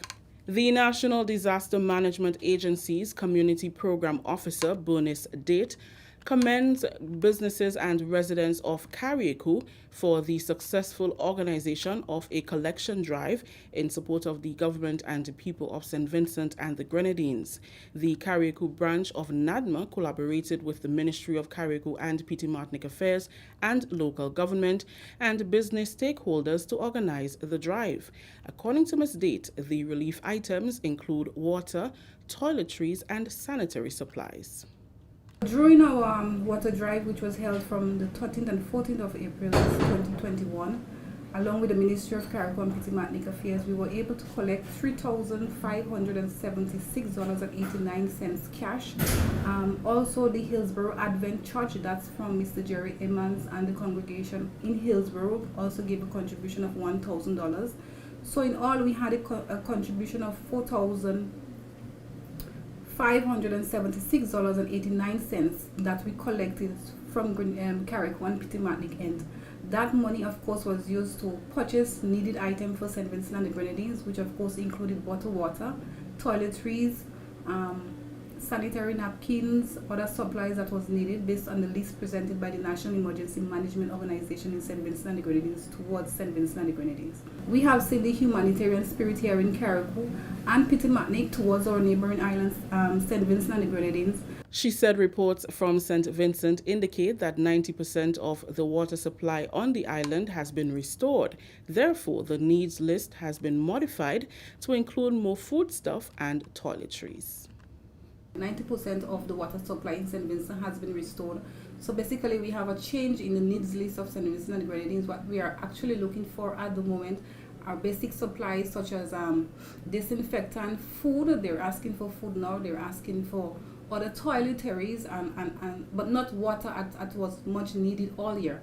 I think they are going into the more the needs basis of food, toiletries, disinfectants, washing soaps, liquid, sanitary pads, adult pampers.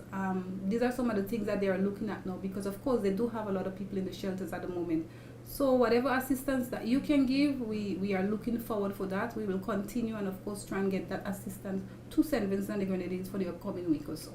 Finally, in the news, 3 institutions on island, the General Hospital, Mount Gay Psychiatric Hospital, and the Belle Home, were recent beneficiaries of a diaspora donation effort.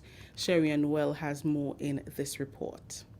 Spice in We Inc., a non-profit organization based in Brooklyn, New York, with a local chapter in Grenada, whose motto is "We lift each other to rise together," made presentations at 3 institutions on Tuesday, namely the pediatric unit at the General Hospital, the Mount Psychiatric Hospital, and the Belle Home.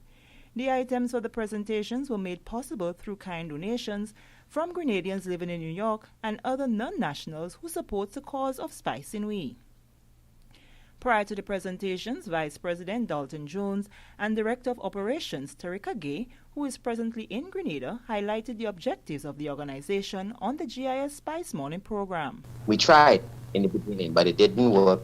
And then after the death of Andres Judd, I think members realized that we're only here for a short time, and the least we could do is get together.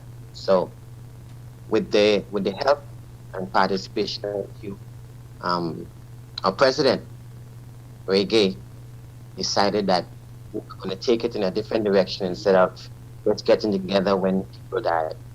So we decided to form a SNW Spice in We group. That was formed around June of last year. And I can say, and I will say that it is a work in progress. You know, my husband and I talked about for many years about helping. We will visit Grenada, or we went to St. Vincent, where I'm from. And just, it started off with just a love to help children.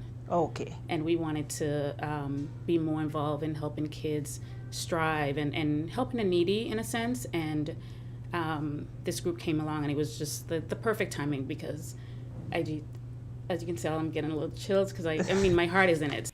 The items were presented by Ron Joseph, Carol Gilbert, and Sherry Noel, members of the local chapter. Nurse Sylvester McLean, staff nurse at the pediatric unit, and Dr. Carol McIntosh, Director of Hospital Services, accepted on behalf of the unit, while Mr. Kester Cyrus, Health Services Administrator, received on behalf of the Mungus Psychiatric Hospital. Every single thing that comes in is very much appreciated, especially in this time for our parents, who it is so difficult for them in the sense of just raising the children and going through in this tight economic times. All things that are provided to us, we appreciate. And we always want to say thank you, and I say thank you on behalf of the Ministry of Health and Social Security through both of our ministers, Minister Honorable Nicholas Steele and Minister Honorable Delma Thomas, to say simply thank you for remembering what is going on, because it must be hard for you, because we know what is going on in New York. We deal with mentally ill persons, and we could never have enough for them. In fact, only today I was doing a little looking at the records, and we're getting so many persons coming in within these last 2 weeks. We're wondering what's happening. So we are so happy. We are so happy for whatever we get. We are happy for it. And for sure, we'll put it into use and ensure that our patients benefit from whatever we get. So once again, I want to say thank you to Spice and We, and showing you that we'll put it into use. So the next time you're thinking about the project again, you surely think of Mungie Hospital.